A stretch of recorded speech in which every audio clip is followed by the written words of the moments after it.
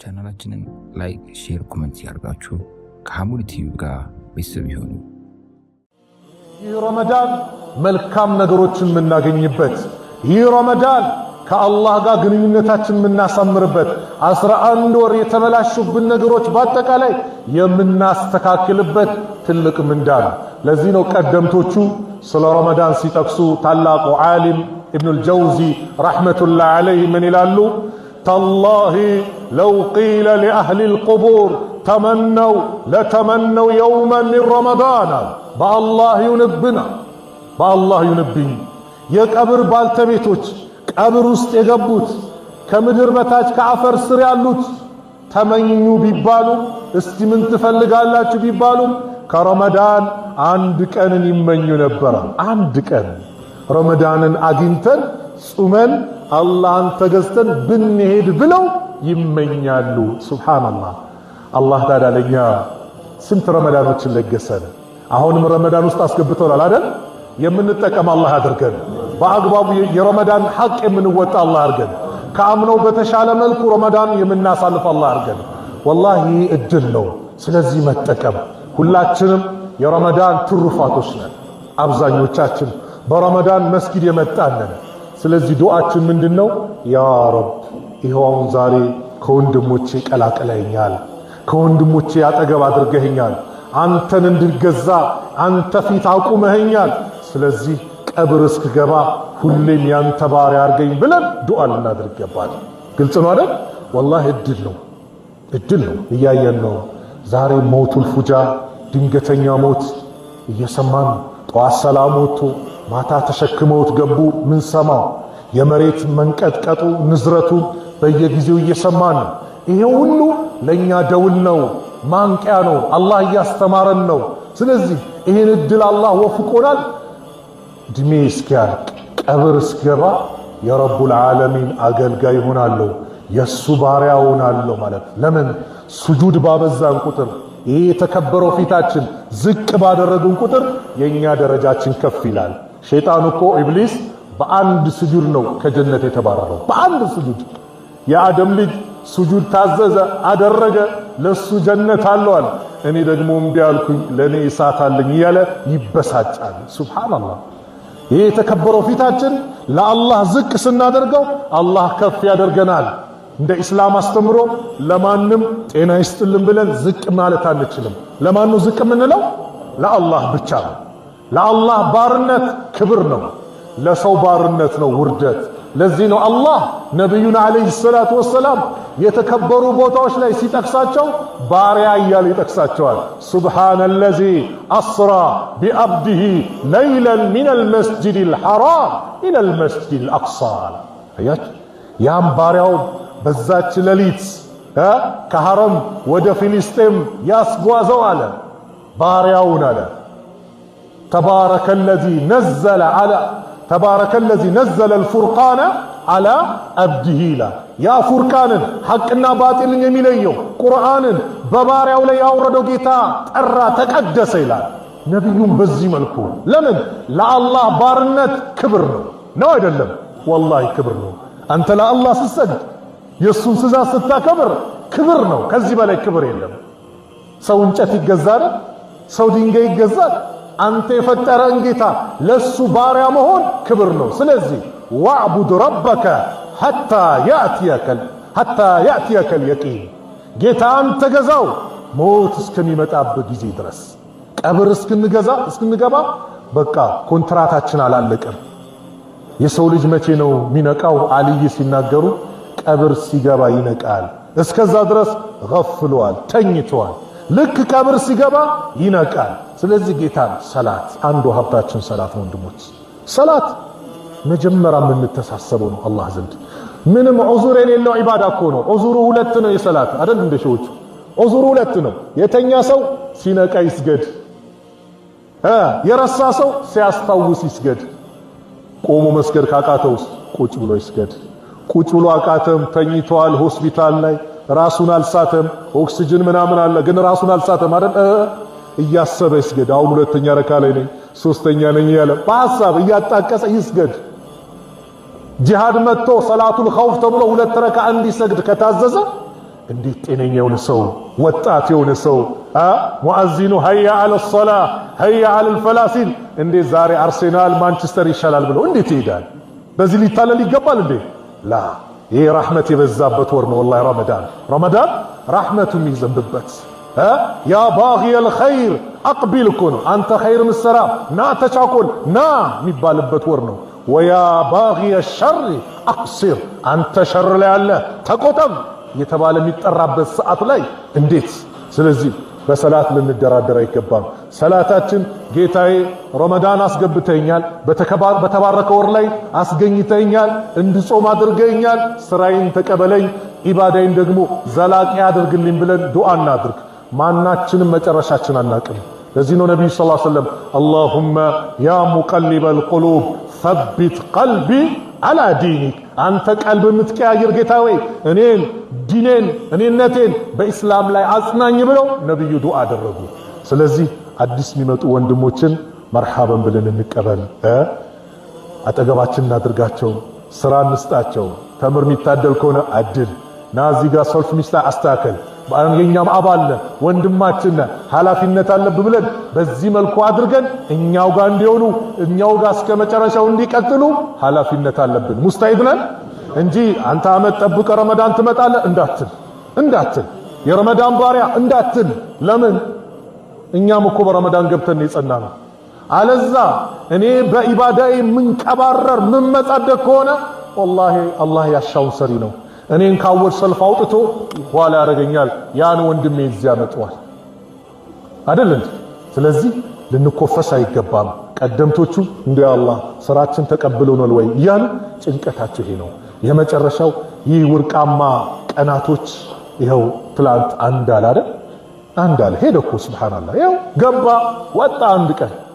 ይኸው ደግሞ ግማሹን ቀን ደግሞ ጨረስ ነው፣ ግማሽ ነው ይቀር።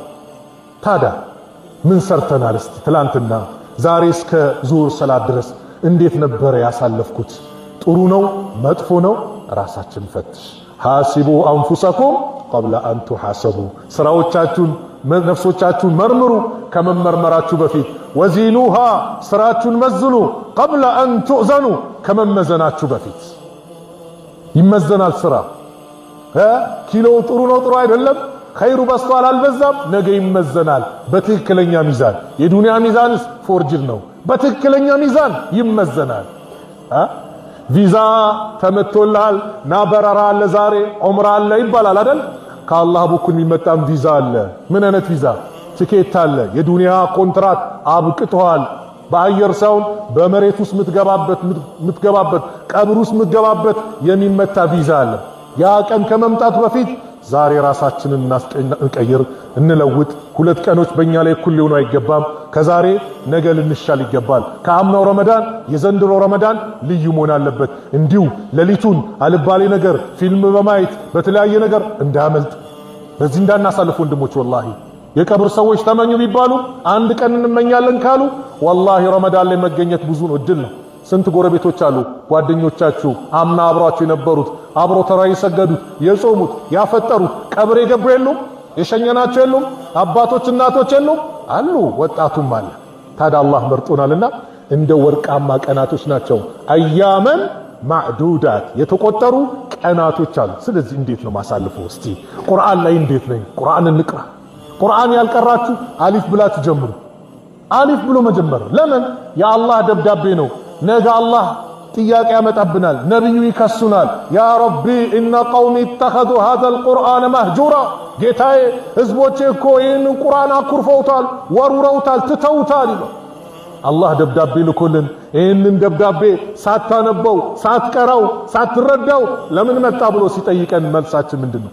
ስለዚህ ከምንም በላይ ሊነበብ የሚገባው ወሩ የቁርአን ነው። ሸህሩ ረመዳን الذي انزل فيه القرآن የተባለበት ወር ላይ ከቁርአን ጋር ያለን ግንኙነት እንጀምር። አሊፍ ያላለ ወላሂ አሊፍ ብሎ ይጀምር። እድሜ ወስኖ አቡበከር በ38 ዓመታቸው ነው ቁርአን የጀመሩት።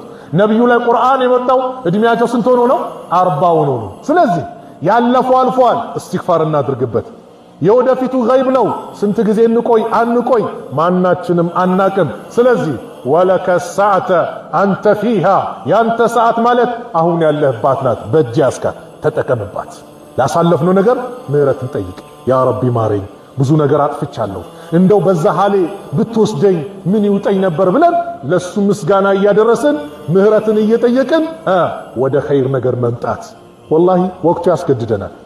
ወቅቱ አቅል ላለው ሰው ያስገድዳል። የሚከሰቱ ነገሮች፣ አደጋዎቹ፣ በላዎቹ በአገራችን ብቻ አይደለም ዓለም ላይ የምናየው ነገር በቅርቡ አሜሪካ ላይ የመጣው እሳት ከባድ እኮ ማስጠንቀቂያ ደውል ወላሂ ስንት ንብረት አወደመ፣ ስንቱን አፈናቀለ።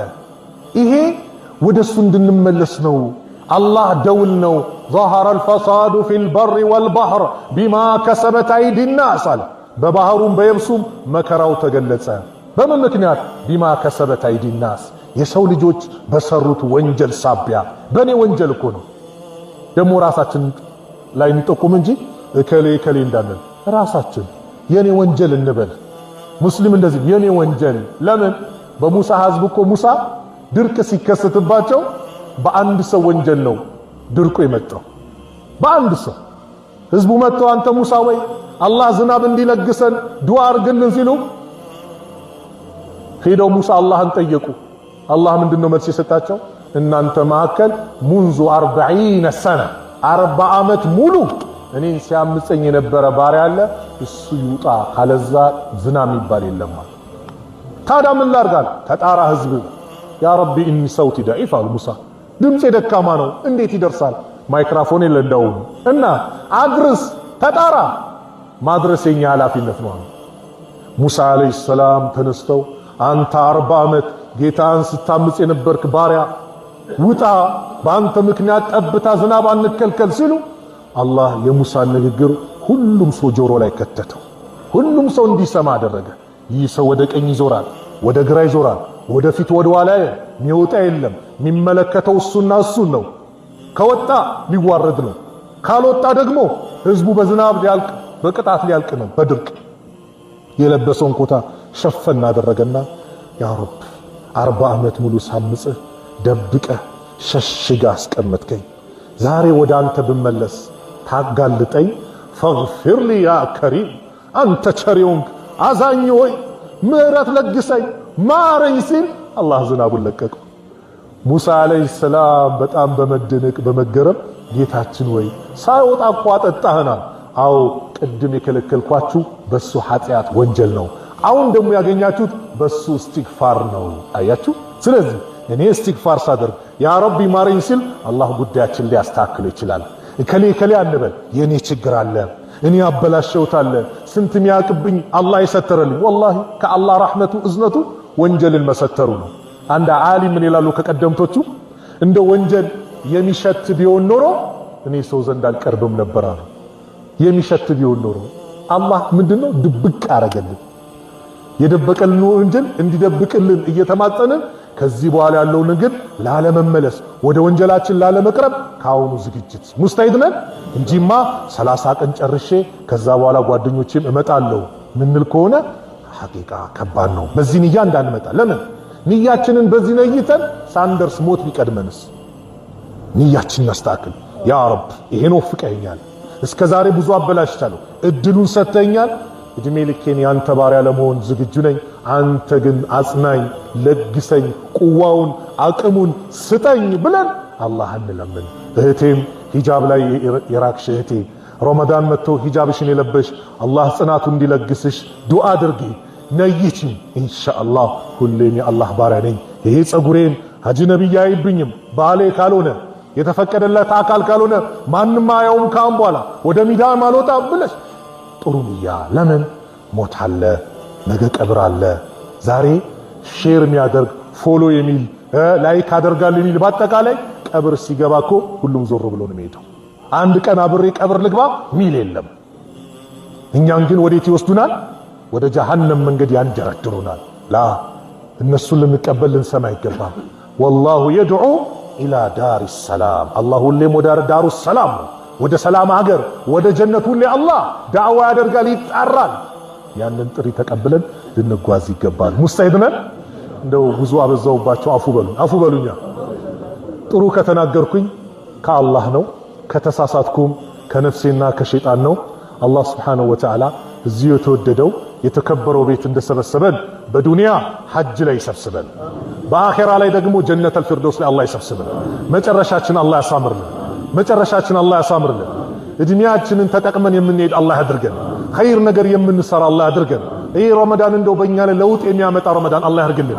በረመዳን ብዙ ድሎች ተገኝተዋል ተብሏል። እኛ በመጀመሪያ በኢባዳ ድል የምናደርግ አላህ ያድርገን። ከዛ ሌሎችን ድሎችን አላህ ያጎናጸን። አላህ ሱብሓነሁ ወተዓላ ሰላም አላህ ያድርገን። ሀገራችን ሰላም አላህ ያድርግልን። ሰላም አላህ ያድርግልን። በሁሉም የሀገሪቷ ክፍል ሰላምን አላህ ያሰማን። የሁላችን መጨረሻ አላህ ያሳምርልን። መጨረሻችን አላህ ያሳምርልን። ጾማችን አላህ ይቀበለን። ቅያማችን አላህ ይቀበለን። ዱዓችን አላህ ይቀበለን። ወላጆቻችንን፣ አባቶቻችንን፣ እናቶቻችንን ከመልካም ሥራ ጋር ከአፍያ ጋር እድሜያቸውን አላህ ያርዝምልን። እድሜያቸውን አላህ ያርዝምልን። የሞቱብን ደግሞ የጀነት አላህ ይበላቸው። ከቀብር ቅጣት አላህ ይጠብቃቸው። የእኛንም መጨረሻ ያማረ አላህ ያርግልን። ዓለም ላይ ያሉት ሙስሊሞች ከመከራ ከጭንቀት አላህ ነጃ ይበላቸው።